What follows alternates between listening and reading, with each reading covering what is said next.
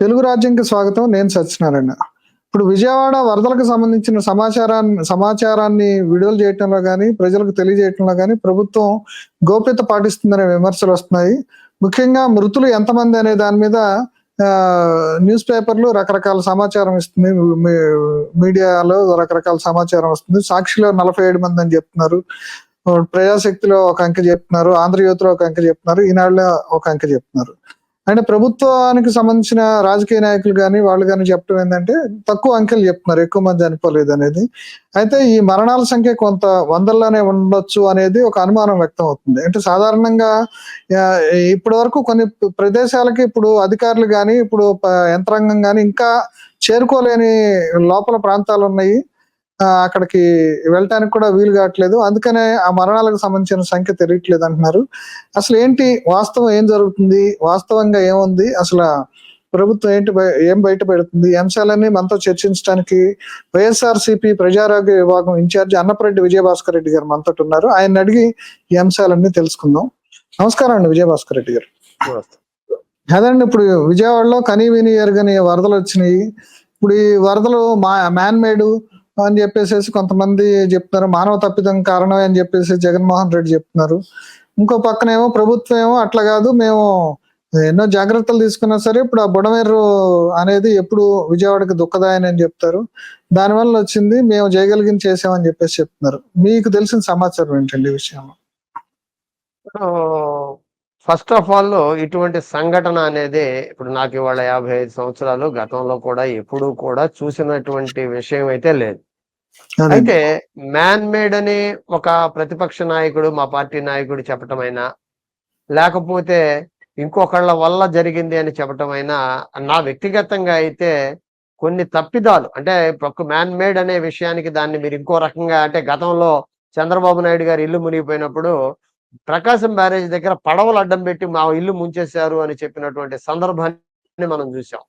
Man made అంటే ఆ ఉద్దేశం ఈయనేదో సృష్టించాడు, ఆయన ఏదో సృష్టించాడని కాదు. ప్రకృతిని మనం ఒక పద్ధతి ప్రకారం మన అవసరాల రీత్యా ప్రకృతిని ధ్వంసం చేస్తూ వస్తున్నాం. దాని మీద ఎటువంటి పర్యావరణాన్ని మనం అంటే ఆ పార్టీ, ఈ పార్టీ వ్యక్తిగతం మా ఇంటో, మీ ఇంటో ఉన్న చెట్టును కూడా నరికేయటం అనేది మనం చేసుకుంటా వస్తున్నటువంటి ప్రకృతిని మనం ధ్వంసం చేసినప్పుడు, ప్రకృతి తనకు అవకాశం దొరికినప్పుడు, తాను దలుచుకున్నప్పుడు ఏ రకంగా మనుషుల్ని లేకపోతే వ్యవస్థని ధ్వంసం చేయగలదు అనేటువంటి ఒక విషయాన్ని మనం ఉత్తరాఖండ్ వ్యవస్థ చూసాం. తర్వాత వాయనాడు వరదలు చూసాం. అటువంటి సిరీస్ లో భాగంగానే విజయవాడను కూడా భావించాల్సి ఉంటుంది మొట్టమొదటిగా. తర్వాత ఇక మానవ తప్పిదాలు అంటే అర్థం ఏంటంటే, గతంలో మనం ఒక వరద వస్తుందంటేనో, తుఫాన్ వస్తుందంటేనో, ఇవాళ ఉన్నటువంటి అత్యాధునికమైనటువంటి టెక్నాలజీ గాని, లేకపోతే ప్రచార సాధనాలు గాని లేని రోజుల్లో ఒక టీవీలోనో, లేకపోతే ఒక శాటిలైట్ మన మార్స్ కోడ్ దాంట్లోనో స్థానికంగా ఉన్నటువంటి ఎంఆర్ఓ ఆఫీసులకి, లేకపోతే గ్రామ పంచాయతీలకి ఆ సమాచారం అత్యంత వేగంగా చేరి ఊళ్ళో డప్పులు కొట్టడం దగ్గర నుంచి, మైకులు పెట్టడం దగ్గర నుంచి, ప్రజలకి పలానా ఉపద్రవం రాబోతోంది, దీని విషయాన్ని మీరు జాగ్రత్తలు తీసుకోవాలి అనేటువంటి విషయాన్ని ప్రభుత్వ యంత్రాంగం, ముఖ్యంగా డిజాస్టర్ మేనేజ్మెంట్ అనేటువంటి ఒక వ్యవస్థ అప్పట్లో నిజంగా లేదు.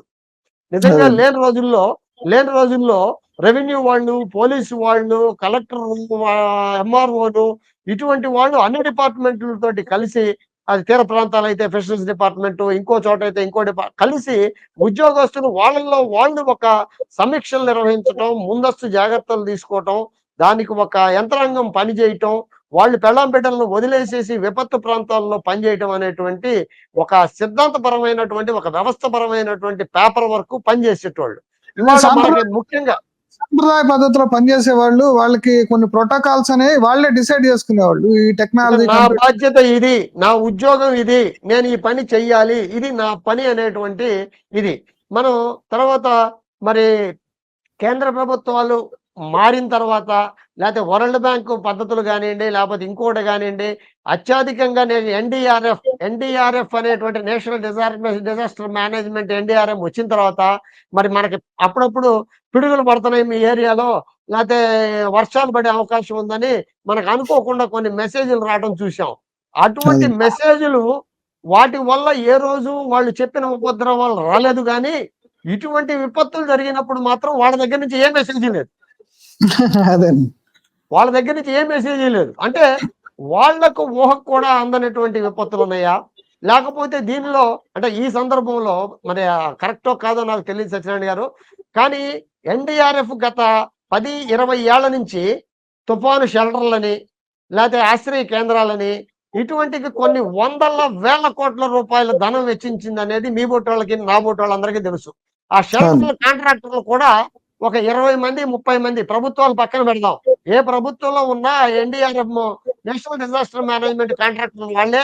మరి గుంటూరు జిల్లాలో ఒక 50 తుఫాను ఆశ్రయ కేంద్రాలు, విపత్తు కేంద్రాలు కట్టా ఉంటారు. ఇంకో చోట 100 కట్టా ఉంటారు. కోట్ల కోట్ల రూపాయలు బిల్లులు ఎన్డీఆర్ఎఫ్ దీని కింద బిల్లులు అయితే అయినాయి. దానికి కూడా మనం గతంలో నేను కామెడీ ఏంటంటే, ఇవాళ ఇక్కడ తుఫాన్ షెల్టర్ వేయటం, దాని బిల్ అయిపోవటం, దాన్ని పీక్కెళ్ళటం, ఇంకో చోట వేయటం, దాన్ని మళ్ళీ బిల్డ్ చేసుకోవటం. అంటే వాస్తవంగా వ్యవస్థలు నడవాల్సిన రీతిలో అత్యాధిక టెక్నాలజీ అందుబాటులో ఉన్నటువంటి ఈ కాలంలో జిపిఆర్ఎస్ పెట్టి ఫోటో తీసి కాంట్రాక్టర్ బిల్లు చెల్లించి తమ పని అయిపోయిందనేటువంటి విపత్తు నిధులు ఖర్చు పెట్టడంలో తప్ప విపత్తు నిధుల విషయంలో ఎన్డీఆర్ఎఫ్ ఏ రకమైన చర్యలు రాష్ట్ర ప్రభుత్వం కానీ కేంద్ర ప్రభుత్వం కానీ తీసుకోలేదని అర్థమవుతా ఉంది. రెండోది, వాళ్ళు బాధితులు చెప్తా ఉన్నారు. నిన్న మొన్న మనం టీవీల్లో కాసేపు సాక్షి, ఈనాడు, జ్యోతి పక్కన పెడదాం. ఈ బైఫర్కేషన్ ఆఫ్ ది మీడియా అది మన దురదృష్టకరం, దాన్ని పక్కన పెట్టండి. అది పక్కన పెడితే బాధితుల నోట్లోంచి వచ్చే మాటలు గతంలో మైకులు వేసుకొని చెప్పేవాళ్ళయ్యా 10-15 ఏళ్ల నాడు. ఆ మైకులు వేసి చెప్పేటువంటిది కానీ ఉన్న పళంగా వాటర్ వచ్చింది, దీన్ని మేము ఈ రకంగా మేము దమాయించుకోలేకపోయాం, మాకు మా దగ్గరికి వచ్చేవాళ్ళు లేడు. మీరు అన్నారు ఇందాక, ఇంకా కొన్ని ప్రాంతాలకి అధికారులు చేరలేదు. ఇక మృతుల సంఖ్య విషయానికి వస్తే ఒక చర్చిలోనే సింగనగర్ లో 15 మంది 20 మంది చచ్చిపోయారని బాధితులు చెప్తున్నటువంటి సందర్భం ఉంది. వాళ్ళ సాక్షి మొత్తం మీద 47 మందిని రాసింది. ఈనాడు ఎంతమందిని రాసిందో నాకు తెలియదు, ఆంధ్రజ్యోతి ఎంతమందిని రాసిందో నేను చూడలేదు. కానీ మీరన్నట్టుగా, నేనన్నట్టుగా, లేకపోతే పేపర్లు అన్నట్టుగా కాకుండా నా అంచనా అయితే మృతుల సంఖ్య వందల్లోనే ఉంది. దానికి 2-3 కారణాలు.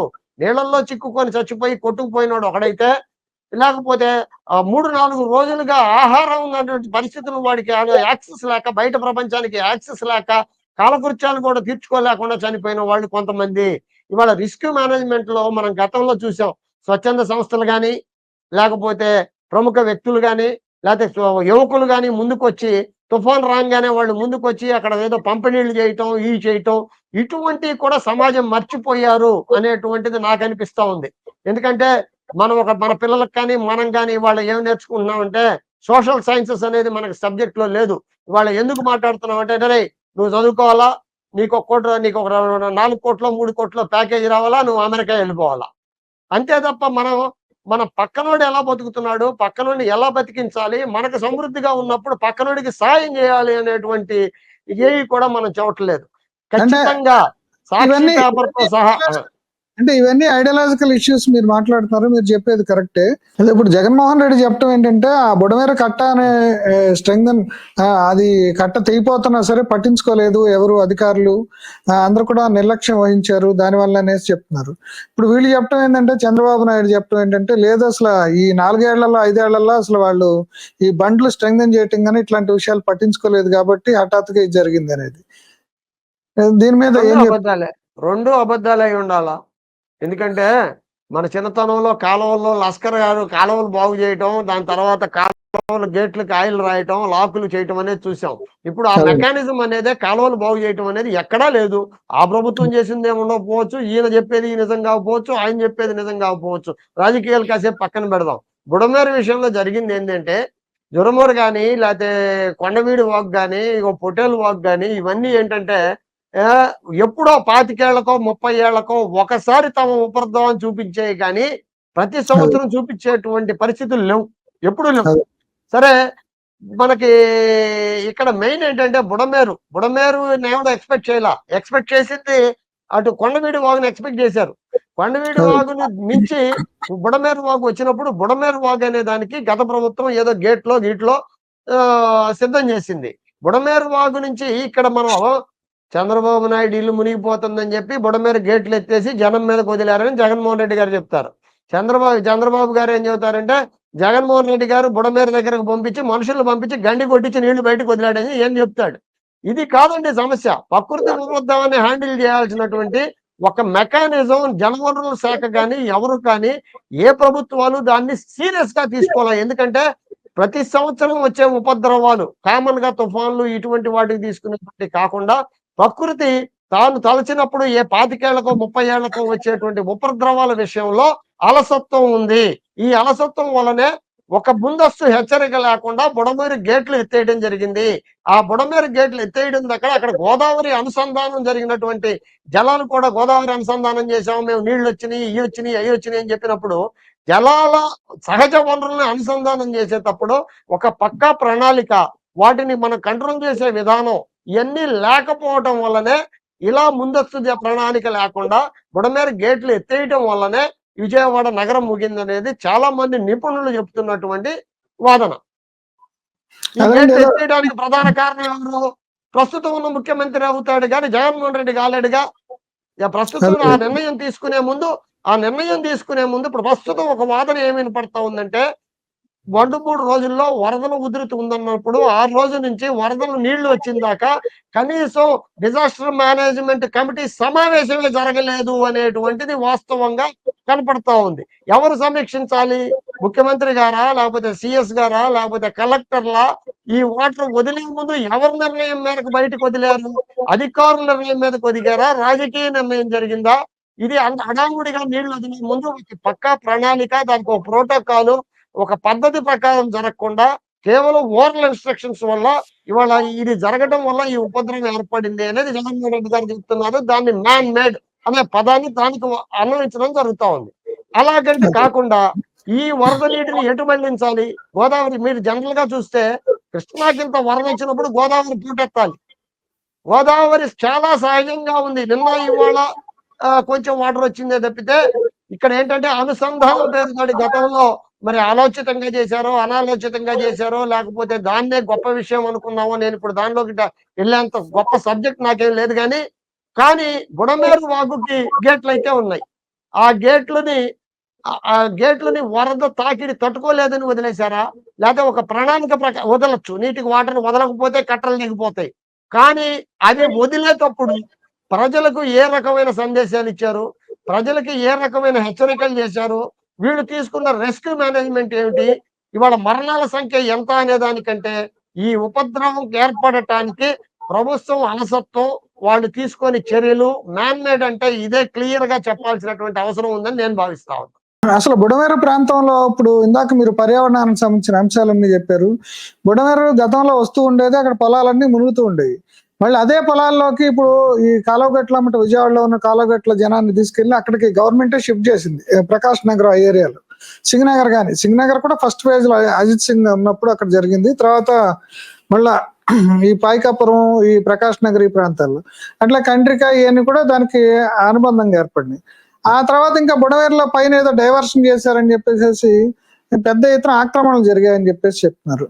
ఇప్పుడు ఈ ఆక్రమణలకు ఎవరు బాధ్యత వహించాలి? ఇప్పుడు ఏంటంటే ఇప్పుడు అదేదో రిటైనింగ్ వాళ్ళకి ఇప్పుడు దాన్ని కట్టించింది ఎవరంటే ఆంధ్రప్రదేశ్ ప్రభుత్వం కట్టించింది. జగన్మోహన్ రెడ్డి కట్టించలా, చంద్రబాబు నాయుడు కట్టించలా. దానికి ఓనర్ ఎవరు? ఇప్పుడు వైఫల్యానికి ఓనర్ ఎవరు, రిటైనింగ్ వాళ్ళకి ఓనర్ ఎవరు అనేది మాట్లాడుతున్నారు. ఇప్పుడు అట్లాగే ఈ ఆక్రమణలన్నీ కూడా అన్ని గవర్నమెంట్లు ఉన్నప్పుడు జరిగినాయి. కాంగ్రెస్ తో సహా, కాంగ్రెస్, వైసీపీ అంటే నేను కాక మొన్న వచ్చింది, తెలుగుదేశం ఉన్నప్పుడు జరిగింది. ఇప్పుడు ఆక్రమణల సంగతి ఏమంటారు? దానికి ఎవరు బాధ్యత వహించాలి? అసలు దానికి ఫ్యూచర్ లో దానికి ఏంటి రెమెడీ ఉందా అసలు? నిన్నగాక మొన్న హైడ్రా అనే పేరుతో నాగార్జున ఇల్లు కూలగొట్టారు, లేకపోతే సుబ్బారావు ఇల్లు కూలగొట్టారు, ఇంకొకటి ఇల్లు కూలగొట్టారని ప్రచారం మీడియాలో హోరెత్తింది.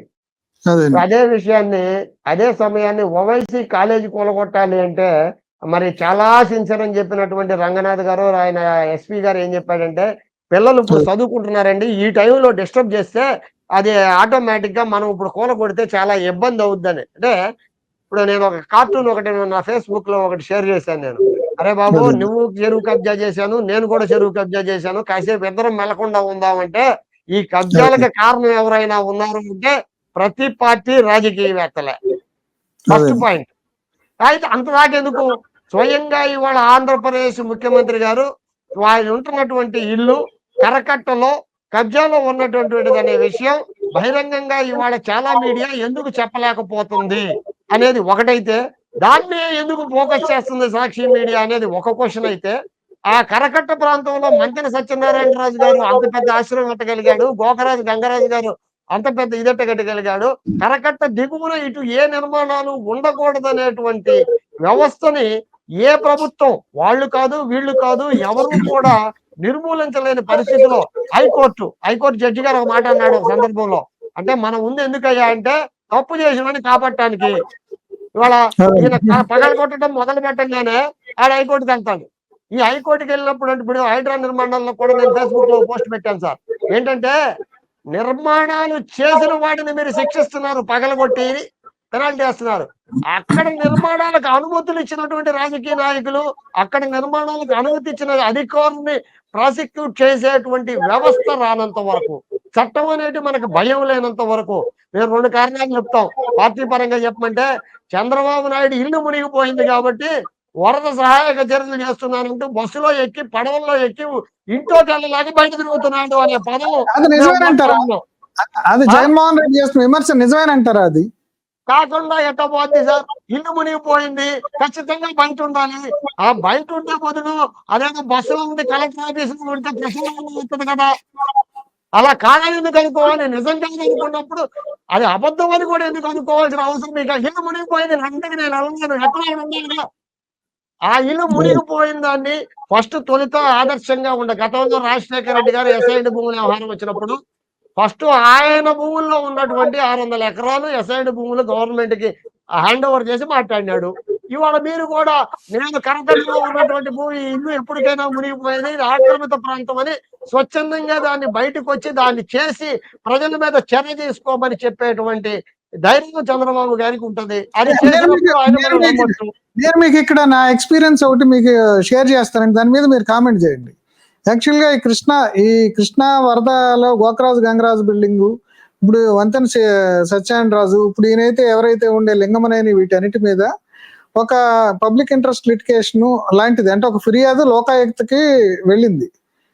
వెళ్ళిన సందర్భంగా నేను 10 టీవీలో ఇన్పుట్ ఎడిటర్‌గా పనిచేస్తున్నప్పుడు నేను అది కవర్ చేసి, ఆడ గుంటూరు రిపోర్టర్ రామకృష్ణ మీకు తెలిసే ఉంటుంది. అప్పుడు 10 టీవీలో వర్క్ చేశాడు. తను మొత్తం అక్కడికి పోయి కవర్ చేస్తే అతని మీద దాడి చేశారు గోకరాజు గంగరాజు మనుషులు. ఆ తర్వాత ఆ కేసు నా దగ్గర లీగల్ కరస్పాండెంట్‌గా ఉన్నతను దాన్ని వాదించాడు లోకాయుక్తలో. దానికి కూడా తప్పుడు సమాచారం ఇచ్చారు ఇక్కడ ఇరిగేషన్ వాళ్ళు.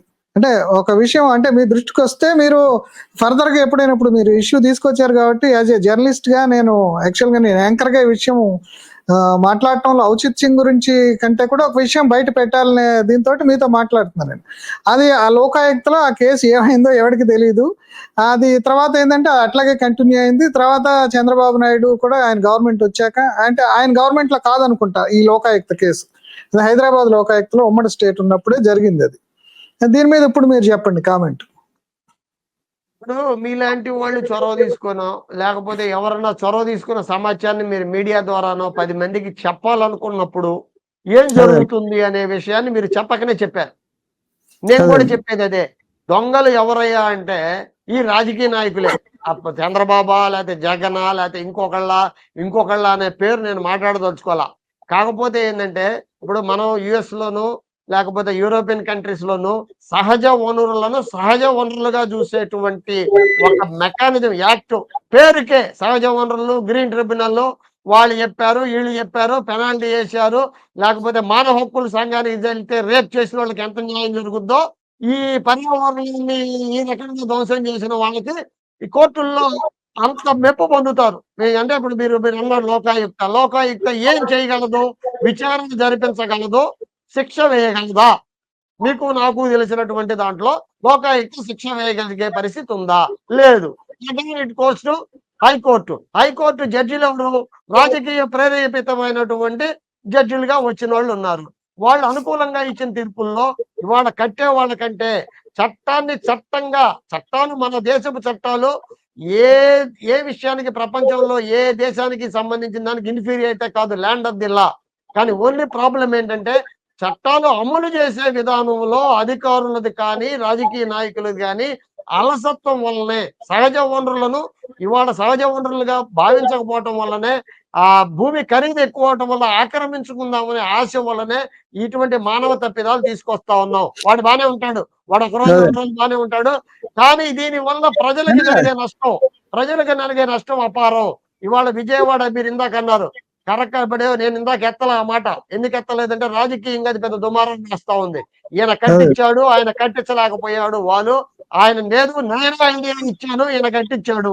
అంటే ప్రభుత్వాలు అనే పదాలు పోయి నేను అనే పదం వచ్చిన తర్వాత ప్రతి రాజకీయ నాయకుడు ప్రాంతీయ పార్టీ వ్యవస్థలో నేను అనే పదానికి వచ్చింది. ఒకటి గుర్తింపు ఏంటంటే గత ప్రభుత్వం కృష్ణలంక రిటైనింగ్ వాళ్ళు కట్టించిందని మెచ్చుకున్నాడు ఒక్కడన్నా ఉన్నాడా? జగన్ అనే మాట పక్కన పెడదాం. జగన్ అనే అదే. మాట జగన్ అనే మాట మెచ్చుకున్నాము అని చెప్పేటువంటి ఒక రాజకీయ నాయకుడు కానీ, ఒక మీడియా కానీ ఉందా? లేదంటే ఇది చంద్రబాబు నాయుడు గారు అప్పట్లోనే 4 మీటర్లు కట్టాడు, పునర్దవ్వాడు.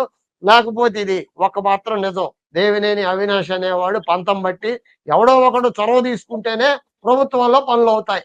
ఆ ప్రభుత్వంలో చొరవ తీసుకున్నవాడు దేవినేని అవినాష్. పని పూర్తి చేసింది గత ప్రభుత్వం. దాన్ని జగన్ అంటారా? జగన్ ప్రభుత్వం అంటారా? అది జనాన్ని విజ్ఞత. సరే దానివల్ల మేలు జరిగింది. మేలు జరిగిందనే అదే. అనుకుందాం. వీళ్ళు చెప్పినట్టు నష్టమైతే జరగల. అదే. ఎంతో ఇప్పుడు కొంత మేలు ఇప్పుడైతే జరిగింది. ఇప్పుడైతే మీరు ఇందాక చెప్పింది చంద్రబాబు నాయుడు ఆ ప్రాంతంలో ఏది ఇప్పుడు ఆయన ఇల్లు అయితే ఉంది అది ఆయన స్వచ్ఛందంగా ఖాళీ చేసి మిగతాదంతా కూడా మొత్తం ఖాళీ చేయించాలని ఒకటి చెప్తున్నారు. ఇంకోటి ఏంటంటే బుడమేరు ప్రాంతంలో హైడ్రా లాంటి ఒక వ్యవస్థ బుడమేరులో క్లియర్ చేయడానికి అవసరం అని చెప్తారా మీరు? హైడ్రాల ఇప్పుడు వ్యవస్థలు అనేవి డ్రామాటిక్ గా కాకుండా ఇప్పుడు మనకున్న చట్టాలు కానీ, మనకున్న యంత్రాంగం కానీ కొత్తగా వ్యవస్థ క్రియేట్ చేసి నేను ఒకటి బయలుదేరానని చెప్పి హెలికాప్టర్లో బయలుదేరాల్సిన అవసరం ఏమీ లేదు. ఉన్న అదే. చట్టాలను వాడి అధికారులు పనిచేస్తే దానికి హైడ్రా అని పేరు పెడతారా, అమీబా అని పేరు పెడతారా, లేకపోతే క్రోకడైల్ అని పేరు పెడతారా, ఆక్టోపస్ అని పేరు పెడతారా, మీ ఇష్టం. ఇప్పుడు అదే. హైడ్రా కూడా కొత్త చట్టంతో ఏం రావట్లా. ఇప్పుడు మూసీ నది ఇప్పుడు 400 ఏళ్ల నాడు 500 ఏళ్ల నాడు కట్టినటువంటి హైదరాబాదుని అప్పటి నిజాం నవాబులు వాళ్ళు పెద్ద పెద్ద 5-10 మీటర్ల వెడల్పుతోటి డ్రైన్లు నాలాలు కడితే ఇవాళ ఆ నాలాలు ఆక్రమించుకు చేస్తుంది మనం. నీరు పొయ్యే మార్గం ఉండాలి కదా. నీరు పొయ్యే మార్గం బుడమేరు ప్రాంతం అంటున్నాం. మొన్నటి దాకా కొన్నేరు అన్నాం. కొన్నేరు వల్ల ఉపద్రవాలు వచ్చినాయి అన్నాం. కొంతమేరకు ఏదో చేశారన్నాం. తర్వాత మళ్ళా రాజకీయ వర్షాల వల్ల ఈ ఏరు ఇది సాగు చేసుకోవచ్చు. చెరువులు, కుంటలు, నీటి వనరులు ఇవన్నీ ఆక్రమణలకు గురయ్యేటువంటి దాన్ని కొత్త వ్యవస్థలు రావాల్సిన పని లేదు. ఉన్న అధికారులతో నిబద్ధతగా చేపించేటువంటి ధైర్యం, దమ్ము ఈ ప్రభుత్వాలకి, ఈ ప్రతిపక్షాలకి వీళ్ళ అధికారంలోకి వచ్చినా, వాళ్ళ అధికారంలోకి వచ్చినా కట్టుబాటు మీద చట్టానికి పనిచేసే దమ్ముందా అనేది మీ బోటి వాళ్ళు, నా బోటి వాళ్ళ ప్రశ్న. సందర్భం వచ్చింది కాబట్టి ఇంకోటి చెప్తా ఉన్నా. మీరేదో గతంలో పిల్లి వచ్చింది, నేను యువకాయుక్తలో వేసాము చేయలేదని. వాటి సమాచారం ఇవ్వండి, మొదలు పెడదాం. మనమే మొదలు పెడదాం. మీరైనా దాన్ని మళ్ళా మీరైనా మీరైనా ఇప్పుడు లోకాయుక్తకి ఫ్రెష్ గా కంప్లైంట్ ఇవ్వచ్చండి. ఎందుకంటే కృష్ణా నదిలో అది ఇరిగేషన్ అనేవాడు పర్మిషన్ ఇవ్వాలి. అసలు ఆ కృష్ణా నది ప్రవాహంలో అసలు నిర్మాణాలు చేయకూడదు. ఇప్పుడు అసలు అదే కదా ఇక్కడ ముందు హైడ్రా ముందు చెరువులు ముందు పర్మిషన్ ఇచ్చిన ఈయన మూసేస్తే ఈ గోల్ ఉంటుందిగా. ఈ కూడా తప్పించుకున్నాడు అప్పుడు అందుకని మీరు ఫ్రెష్ గా అది ఉమ్మడి రాష్ట్రంలో వ్యవహారం కాబట్టి మీరు ఫ్రెష్ గా లోకాయుక్త అవసరం లేదు సార్. లోకాయుక్త అవసరం లేదు. ఇప్పుడు హైకోర్టే మునిగిపోయింది. హైకోర్టు దేశంలో ఎక్కడా లేని విధంగా హైకోర్టుకు వేసవి సెలవులు చూసాం, వరద సెలవులు చూస్తున్నాం. హైకోర్టు 2015లో ఇందులో ఆర్టికల్ ఏం చెప్పిందంటే Amaravati should elevate about 2 to 3 metres. అంటే 10 అడుగులు మెరకపోయాల్సినటువంటి అవసరం అమరావతికి ఉంది. శివరామకృష్ణన్ కమిటీ వద్దన్న చోట ఇవాళ మీకు జనాల బాధల కంటే అమరావతి మీద ఎక్కువ ఫోకస్ వెళ్ళి ఎంతమంది చచ్చిపోయారు అని పట్టించుకునేటువంటి పరిస్థితుల్లో మీడియా కానీ, నాబోటి వాడు కానీ, ఇంకొక రాజకీయ నాయకుడు కానీ లేకపోవడం దురదృష్టకరం.